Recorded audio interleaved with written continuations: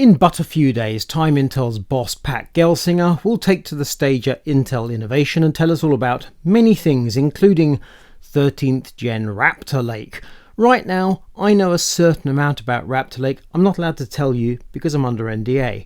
However, when I was out in Israel last week, there was an Intel panel shortly before the NDA briefings where one of the boss fellas, Isaac Silas, discussed the birth of Raptor Lake. So we predicted, that the next product, which was very complex from architecture point of view, associated with new process, will not make it on time. In other words, Intel realized that the tiled Meteor Lake product was going to be late. They had Alder Lake in the bag. Could they come up with an interim product before Meteor Lake? Yes, they could. It's called Raptor Lake. What could they do to make Raptor Lake exist as a proper product, rather than just a mildly warmed over Alder Lake? Listen carefully and you'll hear that Intel is claiming an enormous performance uplift for Raptor Lake over Alder Lake. The other option was to go and beg to management to give us some small amount of resources in order to do a product. And this is where we started Raptor Lake. And at the beginning of Raptor Lake, because we didn't have a lot of resources, we have a very small change to the Raptor Lake core, to the P core. We have no changes at all to the RTL of the E cores. No changes to the graphics.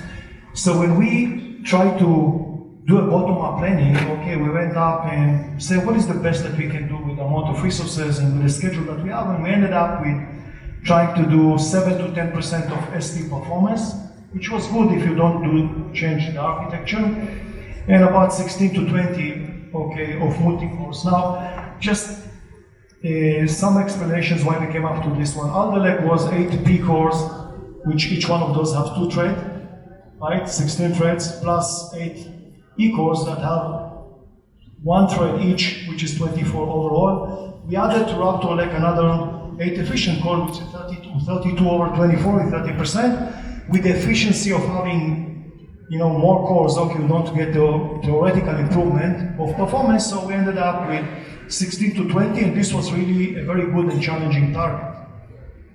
What we realized during the course of the product, that 2 things happened. One, we have much more competition than what we thought.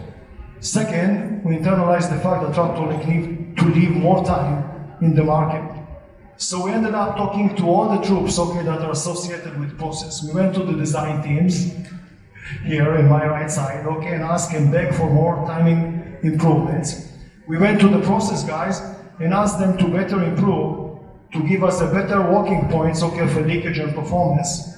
We went out to the platform guys in order to find better ways, for thermal handling. And we went to the post-silicon guys and tried to ask for lower garbage, between tester and system. This is one of the aspects, that we can get to a better VFK, voltage frequency curves, in order to get better performance. And what I remember 8 months ago, we went to management and says, no, we don't have 16 to 20, it's really 25 to 35 on empty. I will give the empty story. And then 2 months ago, we said, no, it's not 25 to 35, it's really 35 to 40. And on the week of PV, we go to 41. This was the history of the great results. And by the way, the same apply for the ST, starting from 7 to 10, ending up with 15. And those guys that know architecture, they know what 15% ST means. It means a new architecture. And doing it on the same architecture, on the same process, this is in my view a miracle. It definitely is. Thank you so much, Isaac. Appreciate it.